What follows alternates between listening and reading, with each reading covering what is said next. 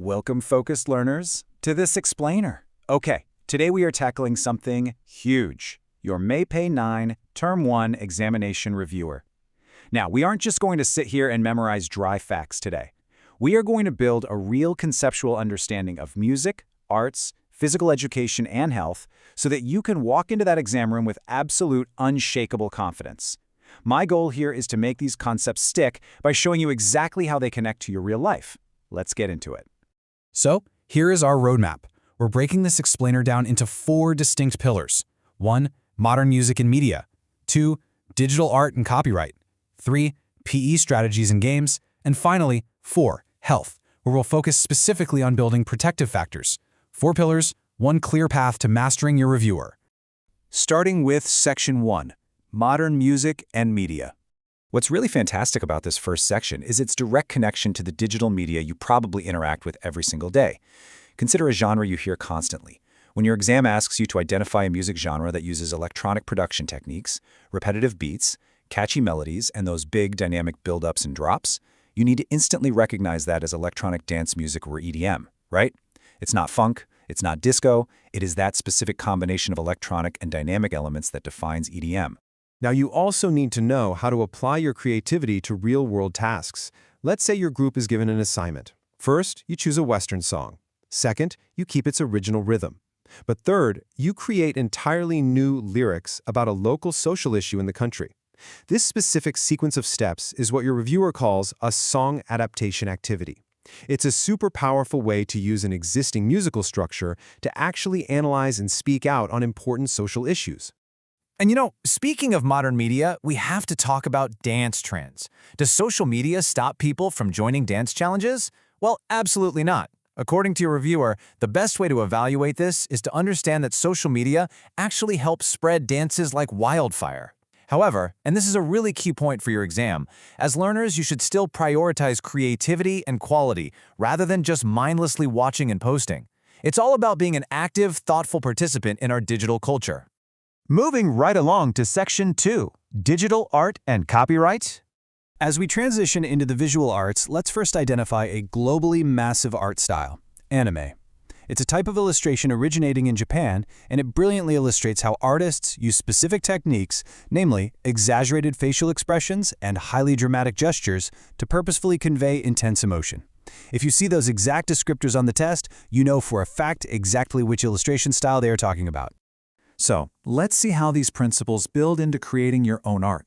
If your teacher asks you to create a short photo story using, say, 10 to 15 pictures, you don't just go out and take random photos or, copy them from the internet. The correct application of videography and photography requires upfront planning. You must first plan a simple scenario, then take related photos, and finally intentionally use composition, lighting, and camera techniques, like actively adjusting your exposure to regulate image brightness. But listen, with these digital tools comes serious ethical responsibility. Imagine an artist edits a photo of a Filipino street vendor by cropping in on her face, increasing the contrast to highlight her expression, and then maybe replacing the background with a busy Manila market. Now, why make those edits? It's to draw focus to the vendor's hard work and highlight daily life and local culture. So whether you're editing photos of a sari-sari store or a street vendor, ethical photo manipulation means you're using tools to reflect cultural identity without ever deceiving your viewers about reality. So how do we protect all this creative work? Well, through intellectual property and copyright laws. The main objective of these laws is safeguarding original creative works. By shielding creators' rights and financial interests, these laws actually foster continuous innovation.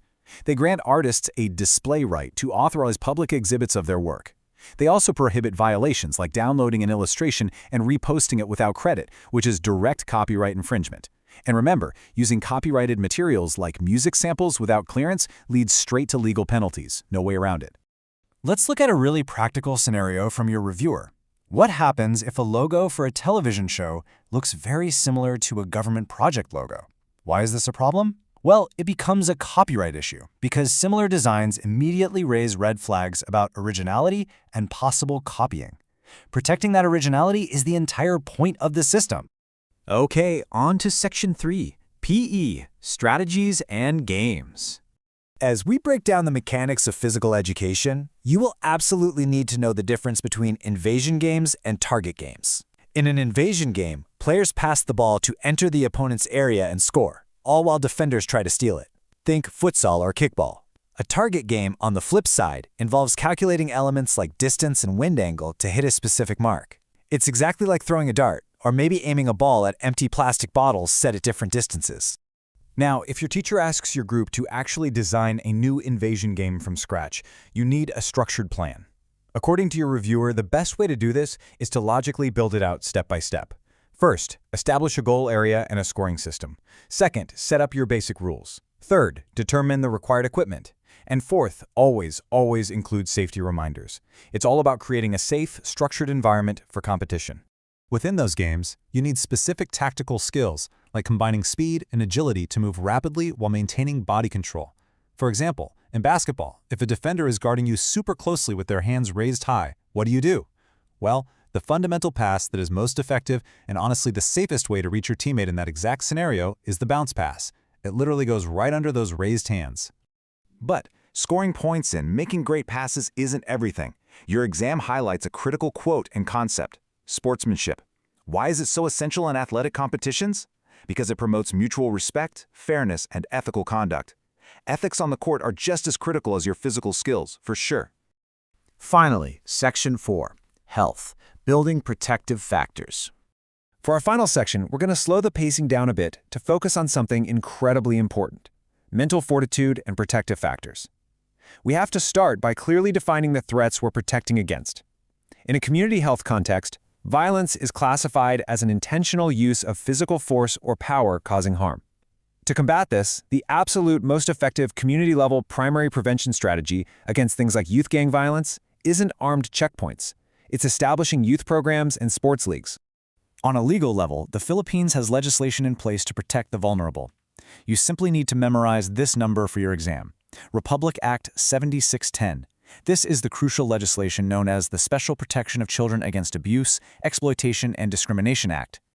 Let's look at a micro-story from your reviewer. Maria notices her friend Bia is showing severe signs of distress. Bia is wearing long sleeves in hot weather, avoiding everyone, and saying she feels useless. Bia asks Maria not to tell anyone. Maria decides to tell the school counselor anyway. Was this a good choice? Yes. So the crucial point you have to take away is this: a friend's safety and a friend's life are always more important than keeping a dangerous secret. Navigating these heavy challenges requires actionable coping strategies. If you're nervous before an activity and you tell yourself, "I can do this, I can ask for help," you are using positive reframing. If you're outlining personal emergency contacts and safe routes home, you're using the skill of problem solving. And if your friend is overwhelmed and crying, the absolute best way to offer emotional support is simply to sit down beside them, give them a gentle hug, and just listen to what is bothering them. All of these strategies build what we call resilience. If a student is overwhelmed by exams and projects, asking a guidance counselor and a classmate for help is not a weakness. Actually, it shows that social connection is a powerful protective factor. School interventions, like pairing a student with a peer mentor or encouraging them to join a school club, are incredibly effective, because these supportive relationships actively build a personal shield against stress and mental health struggles. I want to leave you with this final powerful thought as we wrap up this explainer. The data in your reviewer proves it. Strong social connections offer reliable emotional and practical support. They are your ultimate protective factor. So as you step into your exam room and eventually out into the real world, ask yourself, who is in your protective network right now, and how will you be that vital connection for someone else?